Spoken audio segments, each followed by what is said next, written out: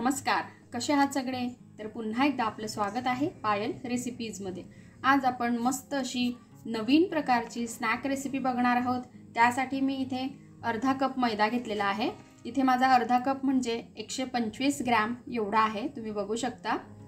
आता जो मैदा आहे हा आपण एका बाउल मध्ये काढून घेऊ। आता जेवढा आपण मैदा घेतलेला होता त्याचा अर्धा मी इथे बेसन पीठ घेतलेला आहे, हे सुद्धा आपण यामध्ये टाकून घेऊ। आता यामध्ये आपल्याला सुके मसाले ऐड करून घ्यायचे आहे।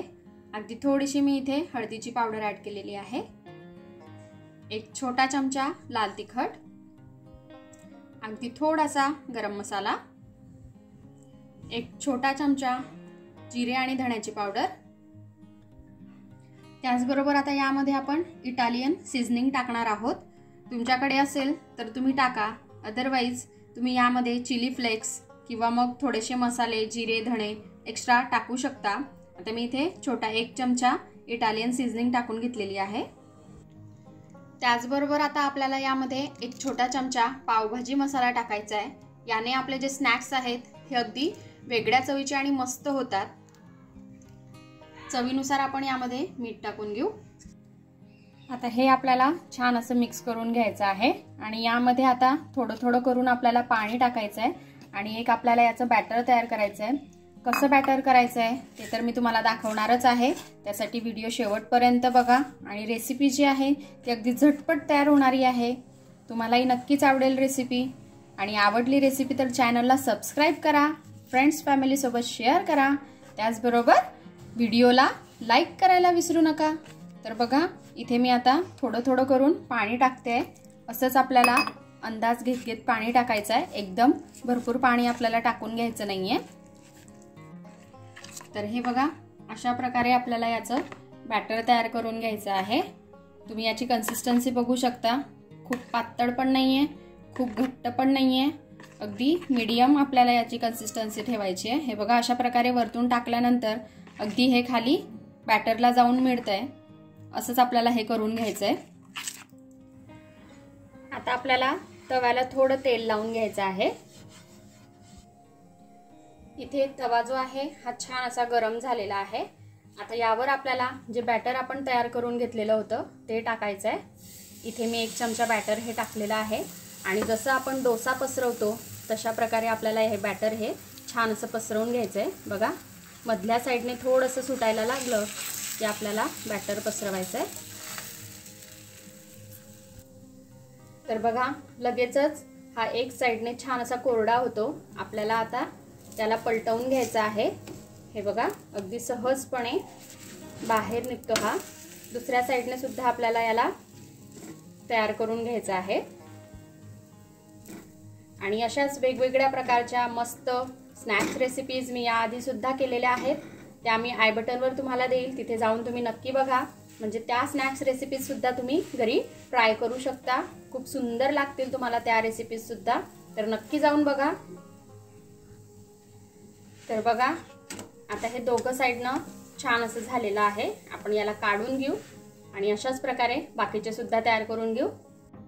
आणि आता आपल्याला याला तेल लावायची गरज नाहीये, सुरुवातीला एक वेळेस लावायचं आहे आणि नंतर आपल्याला डायरेक्टली बॅटर टाकायचं आहे आणि पसरवून घ्यायचं आहे।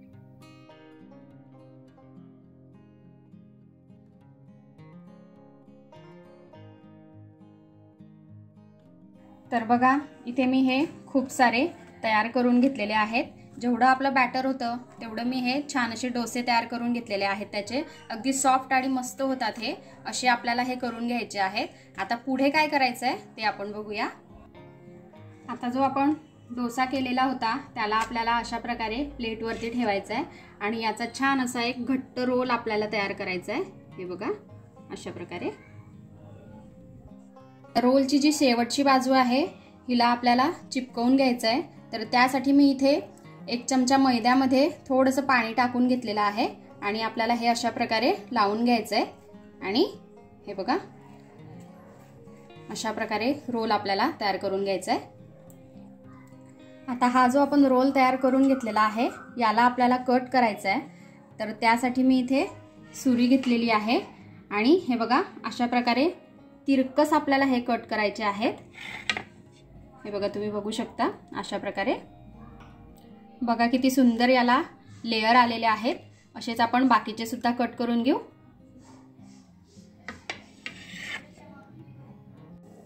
तर बघा, इथे मी सर्व अशा प्रकारे रोल जे आहेत हे तयार करून घेतलेले आहेत. आता मी इथे कढईमध्ये तेल गरम करून घेतलेलं आहे. यामध्ये आपल्याला जे रोल आपण तयार करून ठेवलेले होते ते टाकायचे आहेत आणि छान असे आपल्याला हे तळून घ्यायचे आहेत. तर बघा, इथे मी हे मीडियम फ्लेमवरती छान असे तळून घेतलेले आहेत. अशा प्रकारे आपल्याला हे तळून घ्यायचे आहेत. तर बघा, इथे मी सर्व हे छान असे तळून घेतलेले आहेत. बघा, तुम्ही बघू शकता छान क्रिस्पी हे झालेले आहेत. असेच आपल्याला करून घ्यायचे आहेत. मीडियम फ्लेमवरती बनवायचे आहेत आपल्याला, हे हाय फ्लेमवरती नाही. तर बघा, इथे आपली मस्त अशी स्नॅक्स रेसिपी खाण्यासाठी रेडी आहे. खूप छान लागते. तुम्ही एक वेळेस नक्की ट्राय करा आणि तुम्हाला कशी वाटली ते मला कमेंटमध्ये कळवायला विसरू नका. बघा, याला आपण टोमॅटो केचप सोबत किंवा हिरवी चटणी, लाल चटणी कशासोबतही खाऊ शकतो. तर तुम्हाला जर का आजची रेसिपी आवडली तर चॅनलला सबस्क्राईब करायला विसरू नका. चला तर मग आपण भेटूया अशाच एका छानशा रेसिपीसोबत नेक्स्ट व्हिडिओमध्ये. तोपर्यंत आपली काळजी घ्या आणि जाता जाता चॅनलला सबस्क्राईब करा. Take care. Bye bye.